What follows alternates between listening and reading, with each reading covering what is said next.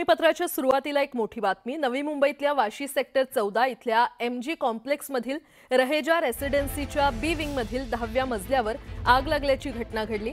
4 ते 5 तासांच्या अथक प्रयत्नानंतर आगीवर नियंत्रण मिळवण्यात अग्निशमन दलाला यश आलेलं आहे। या घटनेत 4 जण गंभीर जखमी झालेत आणि त्यांना उपचारासाठी रुग्णालयामध्ये दाखल करण्यात आले। आगीचं कारण अद्याप अस्पष्ट आहे। नवी मुंबईमध्ये ही आगीची घटना घडलेली आहे। वाशी सेक्टर 14 इथल्या MG कॉम्प्लेक्स मधील रहेजा रेसिडेन्सी याच्या बी विंग मधील 10व्या मजल्यावर ही आग लागली।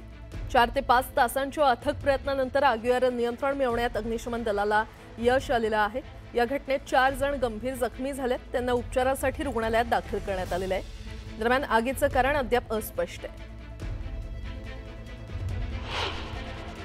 जैसे माले के फ्लोर 10th फ्लोर पे आग लगा था हमने, तो हमको नीचे से फोन आया था कि भाई आप लोग निकलो फटाफट। तो हमको बाहर निकलने को आया तभी बहुत हुआ था कि नहीं निकलने को हुआ, दरवाजा हमारा बंद हो गया था। तो भी हम लोग कैसे भी करके 3 सेकंड ट्राई किया तो हमारा दरवाजा खुला। नीचे से फोन आया, ऊपर पुलिस वाला आया, हमको दरवाजा तोड़ के हमको बाहर निकाला। वाशी सेक्टर 14 इथे ही घटना घडलेली आहे। 4 ते 5 तासांच्या अथक प्रयत्नानंतर या आगीवर नियंत्रण मिळवण्यात अग्निशमन दलाला यश आलं। या घटनेमध्ये सध्या 4 जण जखमी झाले असल्याची माहिती मिळते, त्यांना उपचारासाठी सध्या रुग्णालयामध्ये दाखल करण्यात आलेलं आहे।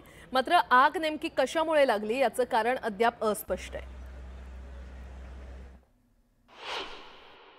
साधारणतः आत्ताच्या परिस्थितीमध्ये आग ही पूर्णतः कंट्रोलमध्ये आहे। 10व्या मजल्यावर आग लागलेली होती फ्लॅट। एक साधारणतः 4 ते 5 तास आग कंट्रोल करण्याकरता लागलेले आहेत आणि 3 ते 4 लोक इंजर्ड आहेत, त्यांना आम्ही हॉस्पिटलाइज केलेलं आहे।